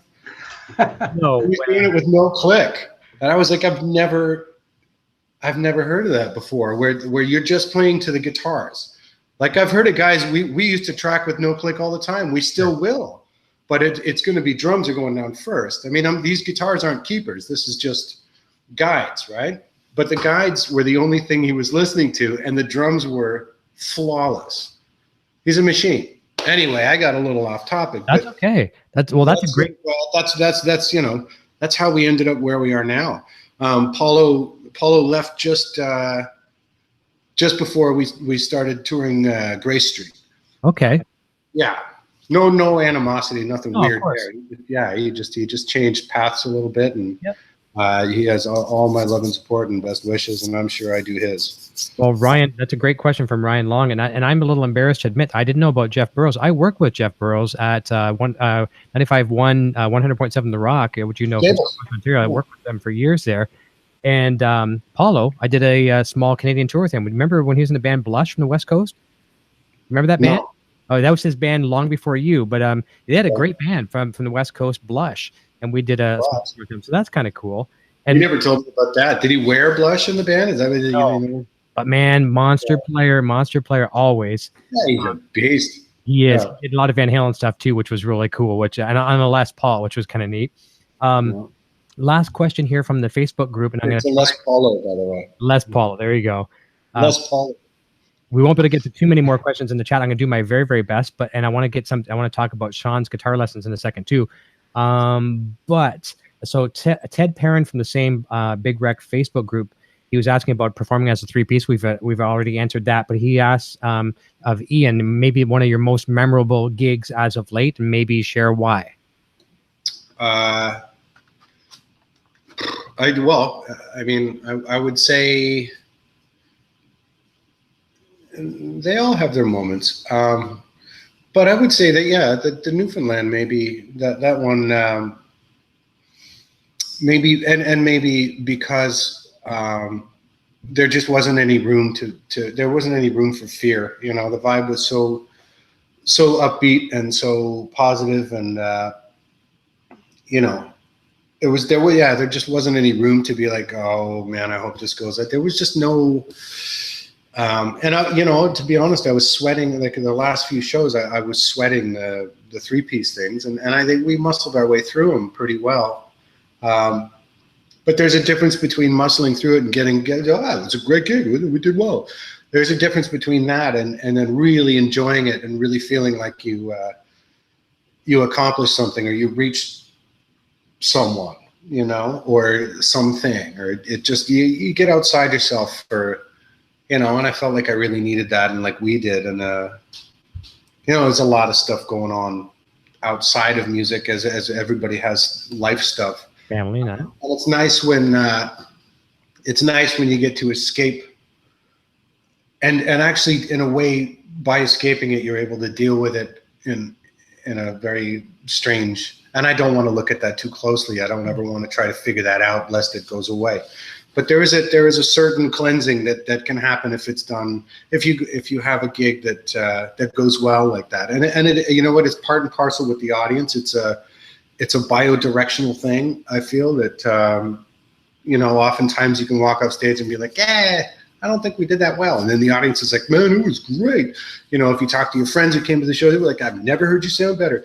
And there's a weird disconnect there, which I have a lot of room for. I'm sure that I have a lot of room for that. But I think when there's just special moments like that, where you're able to tap into something extra and get out of the way and let it happen, especially when it's sort of against the odds a little bit. I think, those ones are particularly memorable. And I think I've been very lucky. I've been very blessed that I get to play with a band and players that are that supportive and that great, that musical and that. Yeah, both of you. I've been and that I'm able to play the kind of music where we can do whatever we want. We can try new shit, and the audience is like, all right, let's go with them. That's not lost on me. How lucky I've been to be able to do what I do and have people listen to it and have people come and do it with me. You know? Almost write a song on the fly at a gig, like it just kind of a little riff comes to you. You guys follow you, and the fans are like, "Wow, this is great." Yeah. I think hopefully the when it's real and it's just kind of happening in the moment. Hopefully the audience is like, hey, this is fresh and this is brand new and they're making this up right now. That kind of thing is cool. So I think it's cool anyway. I think it's a lost art.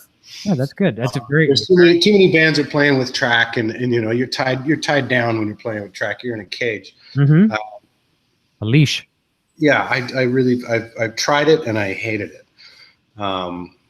It's great when like 30 vocals come in the chorus and the acoustics come in the second verse. So wow, this is awesome. But there's that. But then there's no push and pull with the tempo. There's no. You know what? I'm changing. Boom, and then everybody's like, "Ooh, we changed," and then everybody's there. Yeah. There's you don't get that freedom. So. Wait till you get to the pre-chorus. It goes zhug, zhug, zhug, zhug, zhug, zhug, zhug, zhug, Yeah. Kind of stuck. Thankfully, I never ran into any of that stuff. I know. Actually, I've watched you back in the day when you had some of the tracks going, and it always obviously worked well for you. So knock on wood, that was good. Back in some of the Thornley days and things like that. But it was always working. But I can see what you mean. You're on a short leash, and there's no way to improvise whatsoever. Well, the Thornley stuff, there wasn't any improv going on anyway. No. Well, I mean, there was to a certain degree. I miss playing with Seika. We still flirt with each other that we're going to start another project, and I'm sure we will. We'll do something. And I've played with him since, and I just adore. And he's a tremendous musician with just an endless flow of ideas. So we would get into some different things, but certainly nothing that was too outside the scope of the songs, and that's the way those songs were crafted. They were all, A B C A B B. Yep. You know what I mean? A little stock. Stock. Yeah. And nothing wrong with that stuff. It's just not. It's not really. Nor was it, truth be told. But you know, you got to try everything once. That's what I hear. I agree. To jump back to the chat for a quick second, we're going to come back to Shawn in a second here.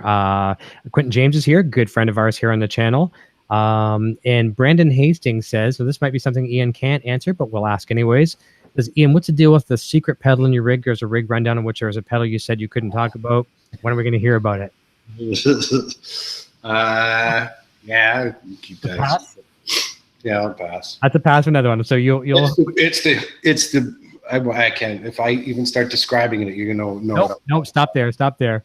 Ian will maybe give us a little bit of a sneak peek down the road. We'll come back and have it. So sorry, Brandon. Yeah. No, it's good. It's coming down the pipe. It's still in the prototype stage. No problem. Daryl McMillan, best prototype ever.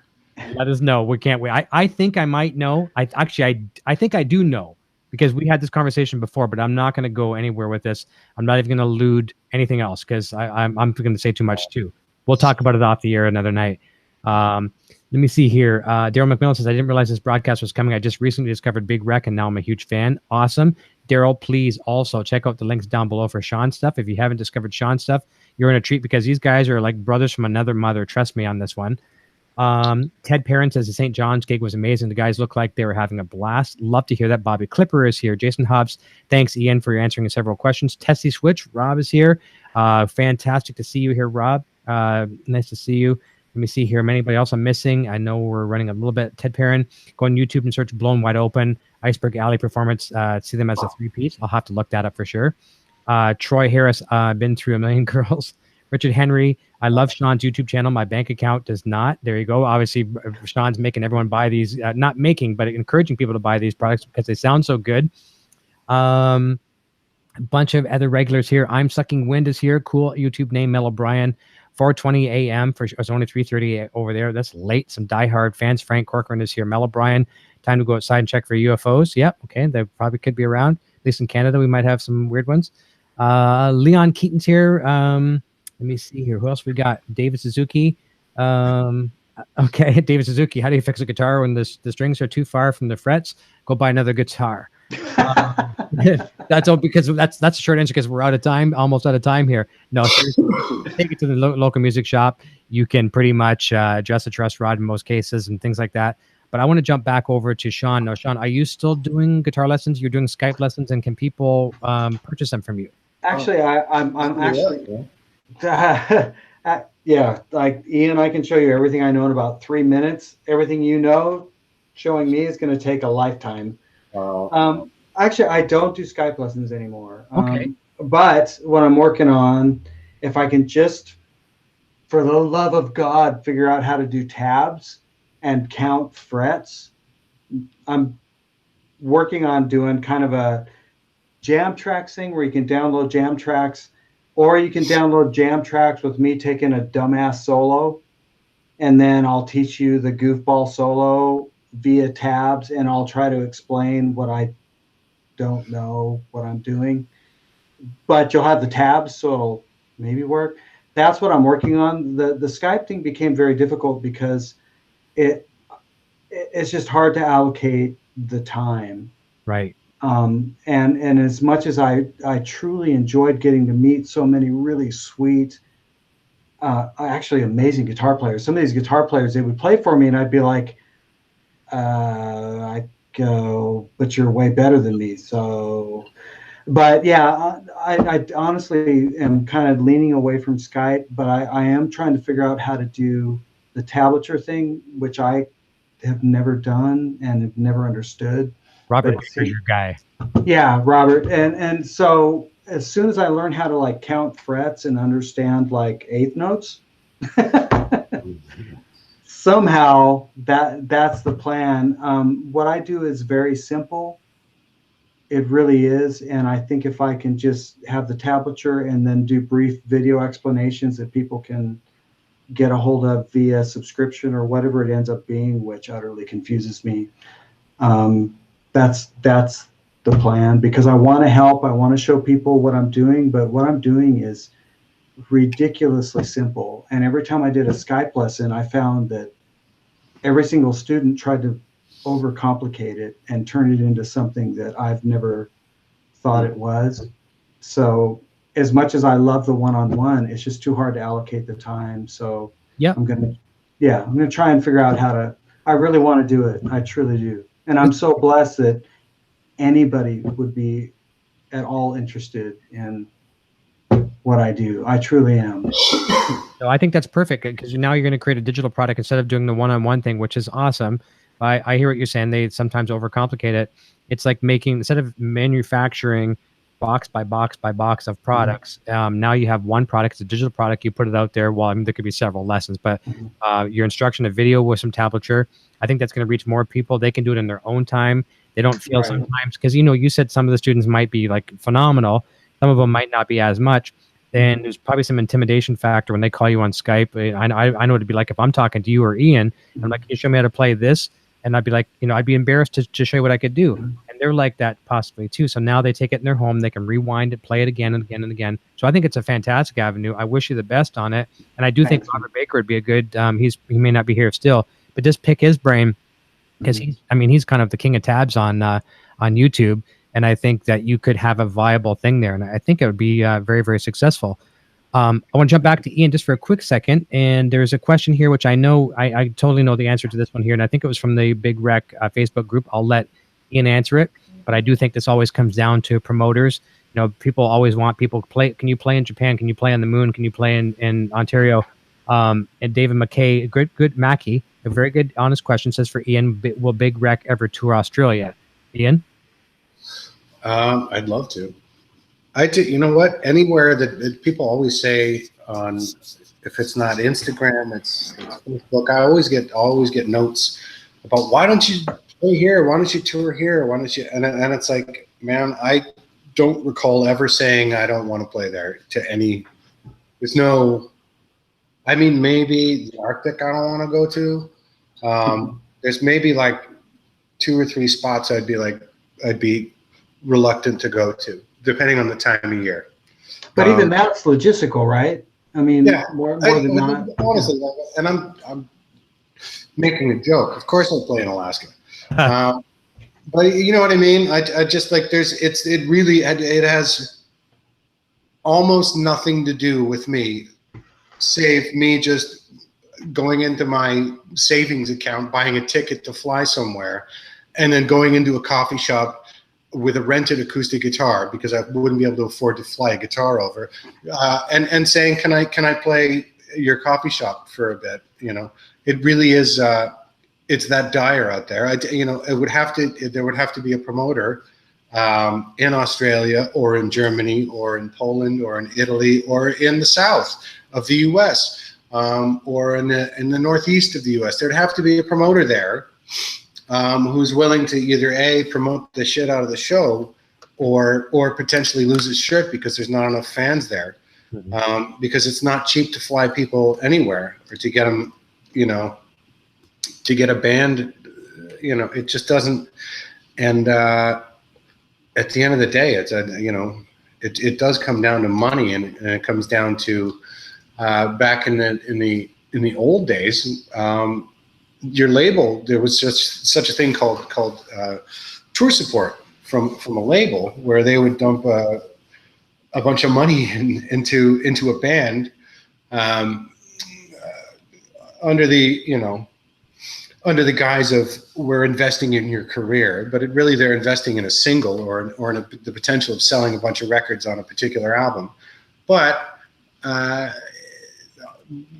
at the end of all that, basically what it means is that you get to tour and you get to play places, even if there's 3 or 4 people in the audience. And in many cases, in our case, in many instances, there were 3 or 4 people in the audience. Certainly in the States, certainly in Canada, and we've played every corner of North America, I can assure you. But nowadays, if we can pack a place that seats 2,400 here, and a promoter knows that, they're going to put a certain amount of money up, that guys who have, like myself, I have like, there's a family, and money is not what it used to be in the music industry. Not that it was ever a wonderful thing, but it's going to be hard for me to say no, because I'm going to I'm going to go hop into a minivan. I don't have, to be honest. I'm going to go take out a loan of $50,000 so I can go in a minivan and tour in wherever. It just, it's not feasible. It's not gonna. It's not something that'll happen without somebody with deep pockets and faith, and belief in the band. And you know what? I'm not saying it'll never happen, because those people are out there, and there are situations where certain bands, especially bands that have a catalog and a history, like us, can find an area that they've never played before. They can find a market outside of for us, it's obviously Canada and certain spots in the States.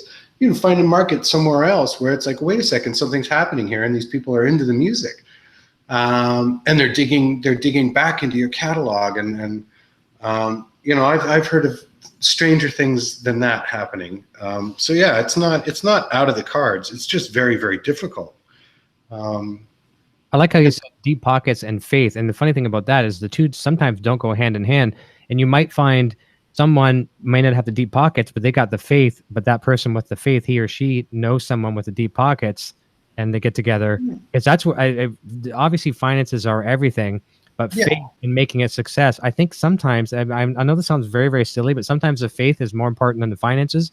You aren't gonna get there without the finances, but the faith comes first. Yeah, finances, you'll find it. If you honestly, and anyone who's ever, I don't know, you guys both know, it's never, I wouldn't be doing this if it was about money. Right. You know what I mean? I could care less. Like I need enough to make sure that Sophia's got clothes and she's fed, and that we can afford to keep the lights on and the heat going in the winter, and we can afford to eat. And it's not like my partner Tyler, she's no slouch either. Like, we both work, and but there's no, there's nobody's going out and it's all a big myth. I love the myth. No cat Rolls Royces, right? Doing so well. I love that myth. But no, it's all and I've never perpetuated. I could care less. I don't give a shit. But it's if I get enough money to just sort of get by making music every day, I'm happy as a clam. That sounds trite and childish, but it's true, man. It really is. I get the best job in the world, and it's unfortunate that I can't play everywhere that people want to see us. It really is. I'm bummed out. I'd love to go to Australia. I'm a little freaked out by giant bugs and shit like that, but whatever, Fine. There's nothing wrong with living. I'd love to go to Australia. I'd love to go to a lot of places. But if somebody there wants to put up the dough, for sure. Right. I'll be there in a heartbeat. Well, I'll be there in like a 24-hour flight or whatever. Right. There's nothing wrong with living by the myth, though. Here's a funny one to end the evening here. Before we get a little bit of analogy on that guitar that you're holding. Back in the day, David Lee Roth, I won't say what. There's this rumor that he had one of his body parts insured, or actually no, it was paternity insurance. Sorry, it was paternity insurance, whatever, and that was never true. But Dave's like, don't tell anybody it's not. Yeah. Right. So there you go. So now, I got a lot of guitars. It's because I'm loaded. That's right. So talking about guitar, what was the you're just holding? Was that the 65 Strat? Yeah. No. This is the Roughneck. This is the one. This is a Suhr. Can you get that on the? Yeah, and there's a little bracelet that my daughter made for me, wrapped around the. Nice. Yeah, it's got my name lasered in the back of the headstock there. Nice. But yeah, this is the one that the most recent. My favorite. It goes with me everywhere. It's basically like a necklace. And here's these little sneaky little guys here. Just yeah. Wow. Push. Yeah, it's wonderful. I can't get enough of this thing. The neck is super flamey on it. Bam! Yeah. That's beautiful, man. They're the best over there. It's Here's the difference between a push-pull and a push-push. Obviously, what is a preference? Push-push. Well, if the knobs are like this, if they're these knobs, you want push-push. Because otherwise, it's like I'm not going to be like, hang on a sec. Like, no, if I want like that single coil or like in this case, if I want to go to parallel, just like as I'm at the mic, I can reach down, go like that, and then we're good to go. Yeah.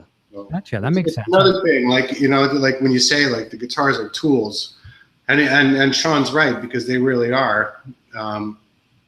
For me, especially live, having something like this, it's more like a Leatherman or a Swiss Army knife or whatever. It's just, this is that I can get 90% of the way there for most of the tones that I would use on a given night.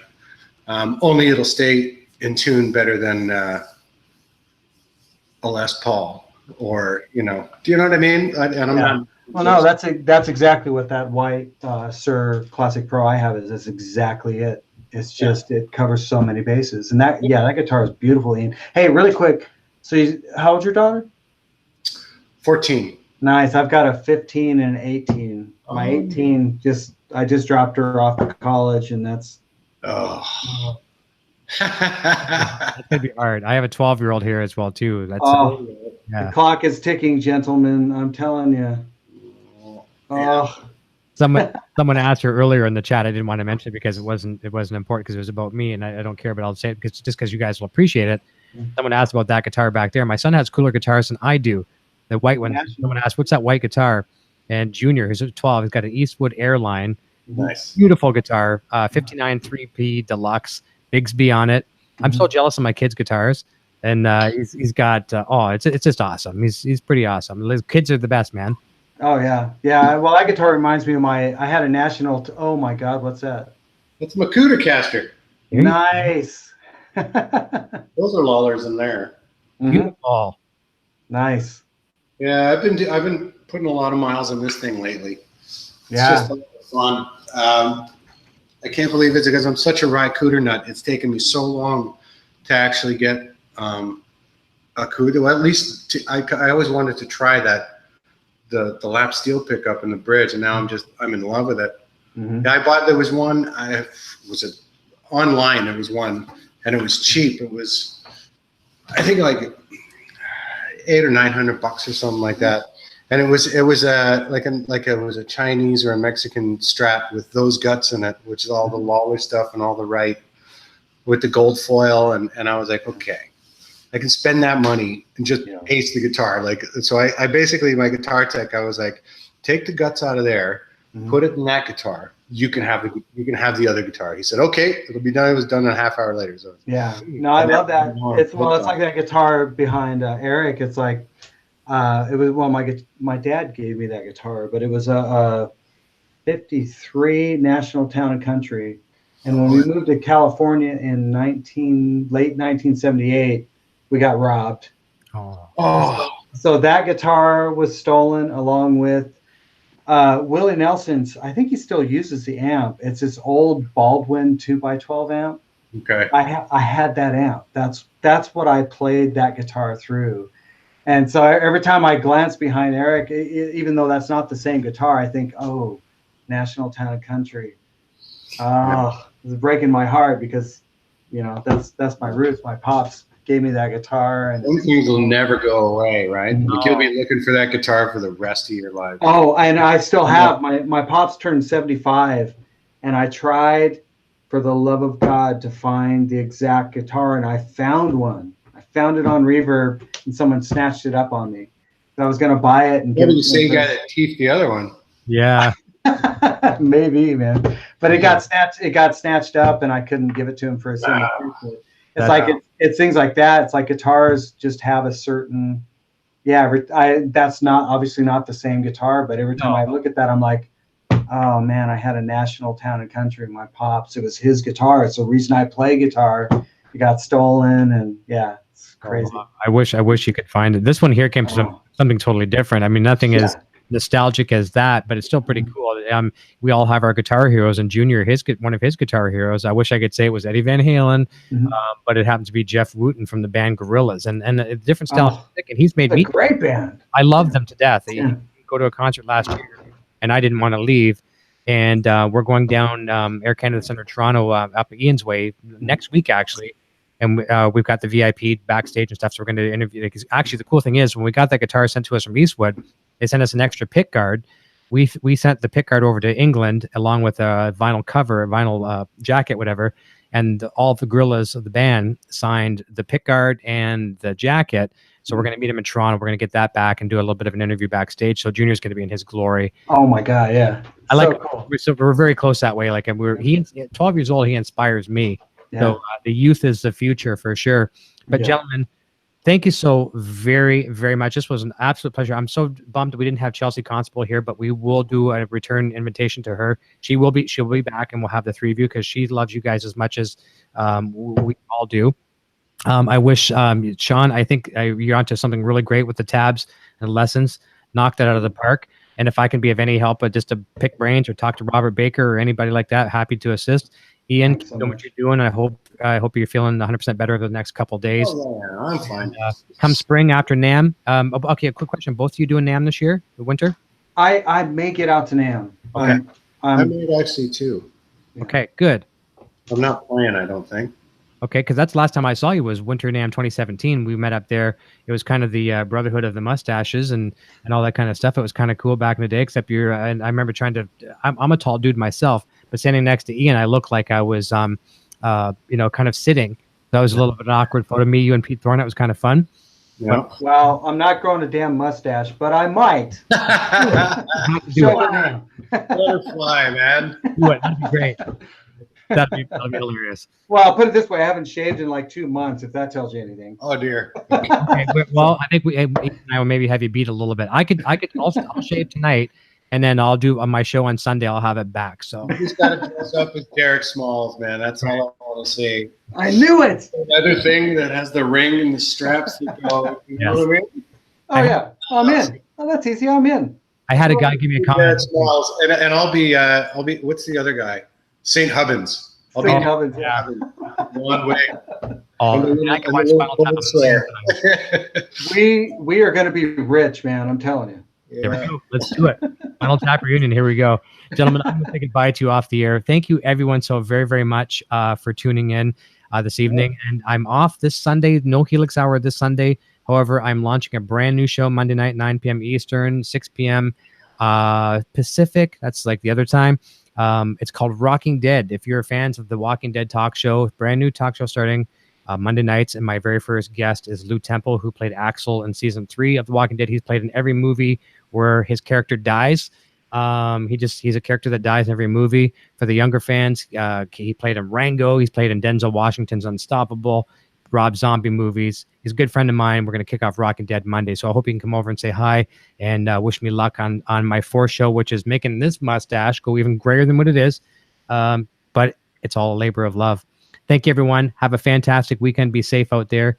Ian, Shawn, everyone, links down below, please. There's a plethora of links. Every single one you're going to click on is going to bring you fame and fortune and wellness and good prosperity and lots of guitar mojo. Click the links, subscribe, like, share, all that good stuff. Share this video. If you're new here tonight for the first time, please subscribe.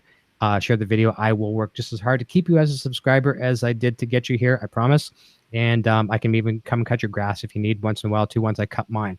Everyone, we'll see you very soon. And until next time, cheers.